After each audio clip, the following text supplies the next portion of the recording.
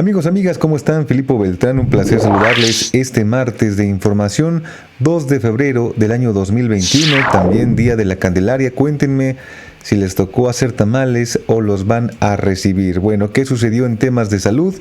Ayer por la noche el doctor López-Gatell fue cuestionado por Grupo Milenio, por la reportera Blanca Valadez, sobre el tema de restringir los vuelos o revisar a la gente que venía de otros países para así evitar contagios de COVID-19, situación que ha dicho que también se ha puesto en marcha en otros países como Estados Unidos y Canadá. El doctor López-Gatell contestó en un contexto amplio, pues que la misma Organización Mundial de la Salud no recomendaba cerrar las fronteras. Incluso también esto ya lo había mencionado desde la variante de la cepa que se presentó en Reino Unido. Pero fíjate cómo los medios de comunicación, de cierta forma se sienten atacados. Ayer le contestó fuertemente a Blanca Valadez y hoy hay una campaña nuevamente en Twitter, cuestionando lo que dijo el doctor Gatell hace algunos meses y lo que dijo anoche. ¿Quieres saber qué fue lo que sucedió dentro de la infodemia? Esto es México Informa. Ya comenzamos. Esto es México Informa. Tal parece que a muchos les indignó esta respuesta. Mira, te voy a mostrar la cuenta de Twitter de Joaquín López Dóriga. ¿Qué opinan de las declaraciones del subsecretario López-Gatell? Aseguró que no sirve restringir la entrada de viajeros porque en general las personas no viajan estando enfermas. Entonces, ¿por qué se hace en otros países? También Azucena Oresti, muy molesta, dice: el subsecretario López-Gatell aseguró que no sirve de nada restringir los vuelos porque la gente no viaja enferma de COVID-19.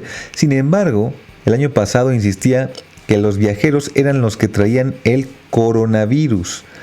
Ciro Gómez Leiva también molesto con el tema de las vacunas. Al final de la conferencia el doctor Gatell le respondió a estos medios. Cabe mencionar que todos los reporteros no guardaron la sana distancia, pero sí están buenos para la información, para la nota amarillista. Fíjense bien, vamos a escuchar parte de lo que dijo el doctor Gatell y también cómo, de cierta forma manipulan la información, la acucharean, porque el contexto es más amplio, no únicamente la parte que ponen ellos en sus programas de la noche. Fíjate bien, por ejemplo, lo de Azucena Oresti, quiero que lo escuches.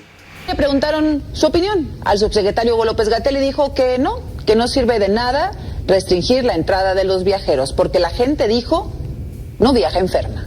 Si tenemos un país que tiene una activa transmisión del virus SARS-CoV-2, representada por un número muy sustancial de casos que ocurren por contagios al interior de ese país, la contribución que puede tener viajeros internacionales es francamente pequeña, aun cuando se tratara de personas que provienen de países que tienen una transmisión muy activa. Porque entre otras cosas está muy documentado que las personas viajeras generalmente son personas de bajo riesgo o de baja probabilidad de tener enfermedad activa, precisamente porque en general las personas no viajan estando enfermas. Las personas no viajan estando enfermas, dice el subsecretario Hugo López-Gatell, algo que evidentemente no es real. Si tomamos, por ejemplo, el caso del presidente Andrés Manuel López Obrador, que sin saber que ya era positivo a COVID, viajó en un avión hace 2 fines de semana. Bueno, esto lo dijo el subsecretario Hugo López-Gatell el día de hoy. No importa restringir las fronteras, pero el López-Gatell del 2020, 17 de junio, dijo esto. Esta epidemia, característicamente por ser una enfermedad emergente que para México fue importada a partir de grupos sociales de alta capacidad económica, financiera, los grupos sociales adinerados del país. Y esto no lo digo en forma peyorativa ni por crear una segmentación innecesaria o polarización, sino porque existe una realidad constatada y constatable de que la importación ocurrió en personas que tenían capacidad económica o su ocupación les llevaba a viajar internacionalmente. Y entonces pudimos documentar que los primeros casos se presentaron y posteriormente se mantuvieron en las relaciones sociales entre ciertos grupos económicos de alto poder adquisitivo. Entonces, pues hay una versión del 2020, una versión del 2021. La influenza era más peligrosa que el COVID. Ya vimos que no es verdad. Los viajeros sí importan el virus. Ahora dicen que no. Bueno, te quiero poner en contexto porque lo que dice esta señorita Azucena de Milenio, que también trabaja para Fórmula, no tiene nada que ver con el contexto que mencionaba el doctor Gatell el 20, en el año 2020 al 2021. Te voy a decir por qué.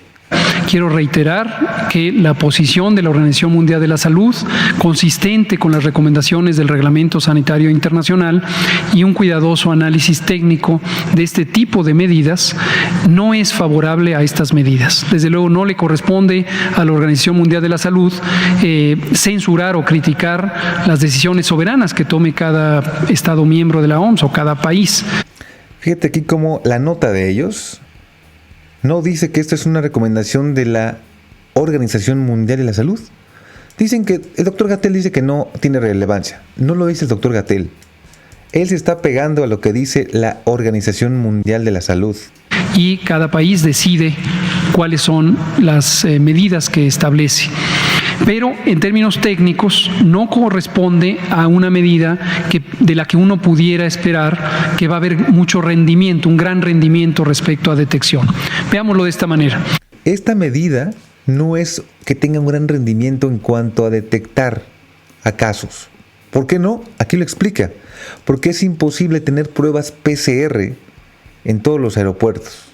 Técnicamente es imposible que sea tan rápida la prueba. La prueba de antígenos sí, pero la efectividad es mucho más baja.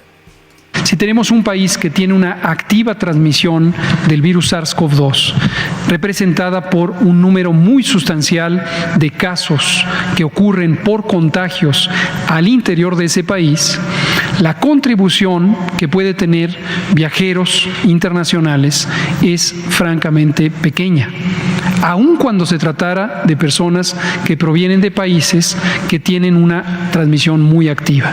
Porque entre otras cosas está muy documentado que las personas viajeras generalmente son personas de bajo riesgo o de baja probabilidad de tener enfermedad activa, precisamente porque en general las personas no viajan estando enfermas. Hasta ahí cortan la nota estos señores. El doctor Gatell dice, no estamos diciendo que no puedan viajar enfermas. Sí pueden viajar enfermas cuando no tienen síntomas. Pero normalmente la gente cuando se siente mal, pues no está viajando. Y también ahí, en el programa de estos señores, cortan la información. Pero fíjate lo que dice después. Es desde luego posible que algunas de las personas que viajan se encuentren en el periodo de incubación y se pudieran encontrar también en un periodo presintomático en el que ya fueran transmisoras. Si se hacen pruebas como la prueba de PCR, que es la prueba estándar, se tendría una mayor probabilidad de detectar la presencia del virus SARS-CoV-2 en las secreciones respiratorias. Sin embargo, realizar una prueba de PCR es muy demandante en términos tecnológicos, se requieren laboratorios especializados y estos no están disponibles en las ciudades en las que están todos los aeropuertos. Esto puede tener una consecuencia muy adversa, por ejemplo, para el turismo. Ahora, ¿qué está sucediendo también con el tema del cubrebocas? Ayer le preguntaban al doctor Gatell si el mes de febrero sería más tranquilo, porque en enero hubo muchos contagios. El doctor Gatell dice, pues, si por nosotros fuera, pues ojalá que mañana no hubiera pandemia, pero la realidad es otra. Y fíjate cómo también, con el tema del cubrebocas, no es que el doctor Gatell esté minimizando el uso del cubrebocas. Lo que ha dicho es que es una medida auxiliar. Y de cierta forma, cuando la gente nos ponemos cubrebocas, casi pensamos que somos inmunes y que casi estamos vacunados. No es así. Y bueno, la doctora que escribió este libro, Laurie Ann Jiménez, que escribió este libro que se llama Un daño irreparable, la criminal gestión de la pandemia en México, pues ahora también fue entrevistada por otro medio de comunicación diciendo justamente pues que el doctor Gatell no es científico, imagínate. Escucha lo que dijo esta doctora en este programa con Francisco Ramírez. Esta noche el doctor López-Gatell dijo, el cubrebocas sigue siendo muy limitado para proteger a quienes lo usan. ¿Estás de acuerdo? Perdóneme, pero qué barbaridad. Es realmente el colmo Voy a tratar de no enojarme demasiado porque luego soy muy apasionada cuando doy este tipo de entrevistas, pero no, bueno, es el colmo, ¿no? Me está dando materiales para escribir el segundo volumen del libro o qué, ¿no? Es decir, esto es una irresponsabilidad tan grande y luego me preguntan, el título es muy fuerte, criminal. No es muy fuerte, el título es muy exacto, ¿sí? Es decir, ¿cómo puede ser posible que un hombre que se precia de ser un médico y un científico ponga en duda la utilidad de una herramienta que se sabe que es tan importante para la prevención del contagio de las enfermedades que se transmiten por vía respiratoria? ¿Cómo puede ser posible que ponga esto en duda cuando en contra de todo el cúmulo de evidencias científicas, en contra de todas las opiniones de expertos médicos y científicos a nivel mundial? Aquí tenemos a López-Gatell, que siempre piensa algo distinto, ¿no? Él cree que los asintomáticos no contagian, a pesar de las evidencias científicas que dicen lo contrario. Piensa que el cubrebocas no sirve, a pesar de todas las evidencias científicas que dicen lo contrario. Piensan que no es importante vigilar la migración a nuestro país, a pesar de todas las evidencias científicas que dicen lo contrario. Entonces, bueno, en resumen, si una persona está yendo en contra de todas las evidencias científicas, es porque quien está a cargo de la gestión de la pandemia en nuestro país simple y sencillamente no es un científico, no se está basando en las evidencias científicas. Este es un político disfrazado de médico y científico que, pues bueno, él se basa en las conveniencias políticas, más no en las evidencias. Bueno, pues graves declaraciones de esta doctora, de esta médico. Te quiero poner lo que dijo el doctor Gatell realmente con el uso del cubrebocas. En el mundo hay poco más de 200 estados soberanos y todos los estados están afectados por esta epidemia. Entonces, esta idea que repetidamente plantean, como bien decía usted, varios medios de comunicación, algunos de manera casi compulsiva, parecen decirlo todos los días, de que si ya se puede prometer que no vuelva a pasar lo que ocurrió, no. Desafortunadamente no se puede prometer que la epidemia se acabe mañana.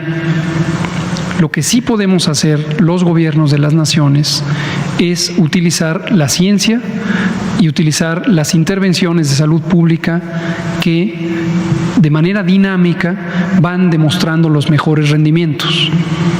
Algunas ya se conocen históricamente y se han utilizado por centenas de años. Por ejemplo, el distanciamiento social, las medidas de sana distancia. Otras van desarrollando evidencia conforme transcurre la propia epidemia.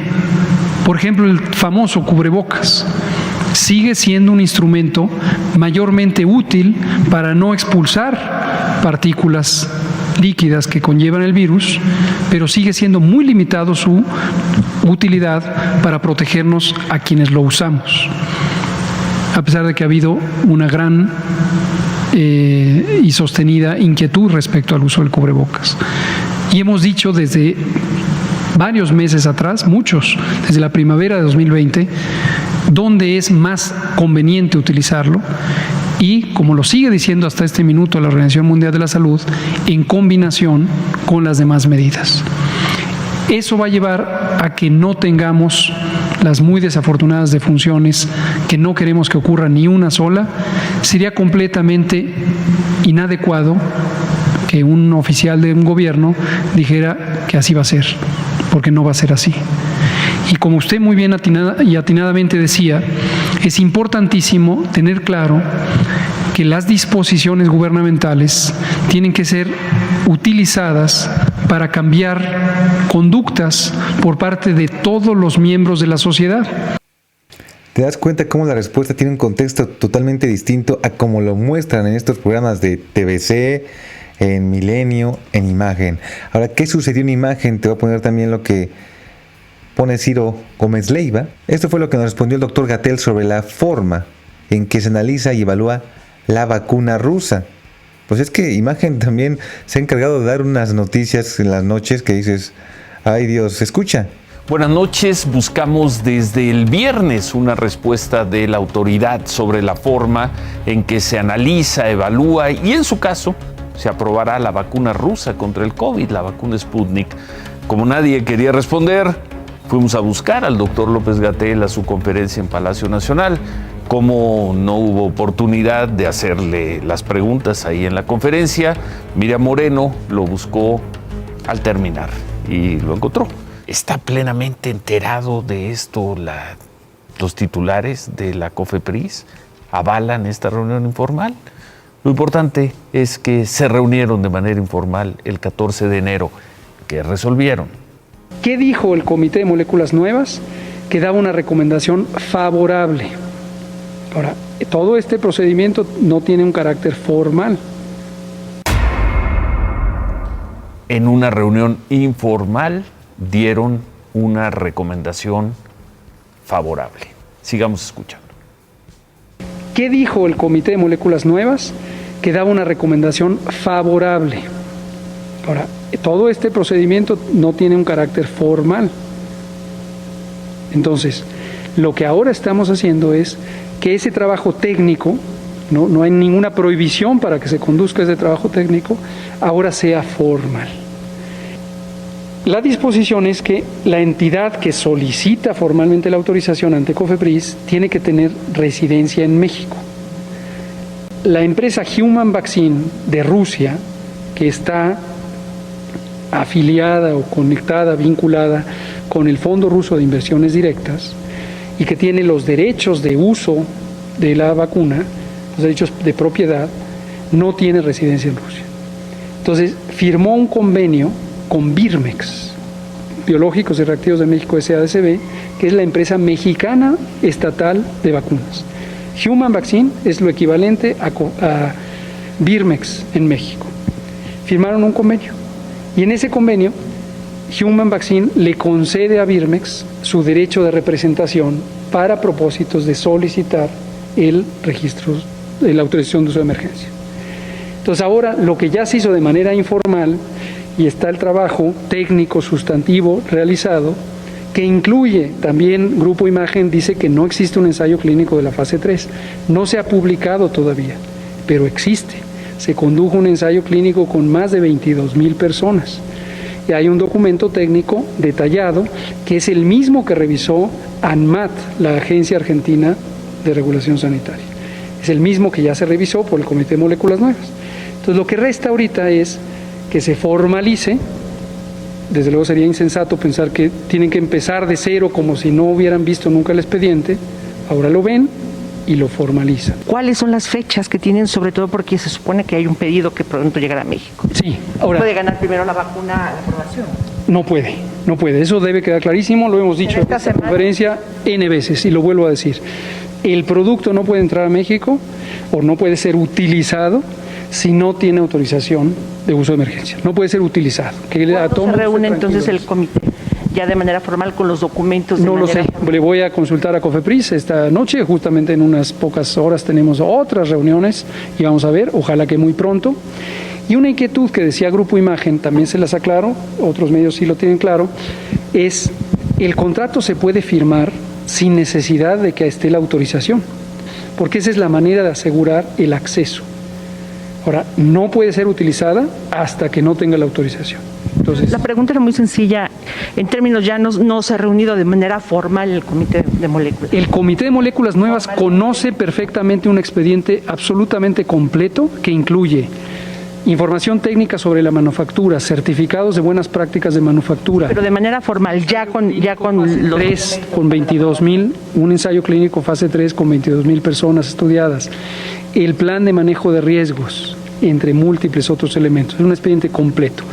Lo revisó a petición del gobierno mexicano a que le interesa y dio ya una recomendación. La recomendación en sí misma es formal, no es administrativamente formal, porque tiene que ser quien lo solicite la parte responsable del producto. Que justamente el sábado y el domingo estuvimos en videoconferencias con los rusos para que yo mandé un correo, y si lo quieren pedir por transparencia se los comparto con mucho gusto, hacia los rusos diciéndoles Colegas rusos, lo que voy a decir a continuación ustedes lo conocen a la perfección, pero yo quiero que haya perfecta transparencia por si en el futuro hay algún auditor que quiera saber esto.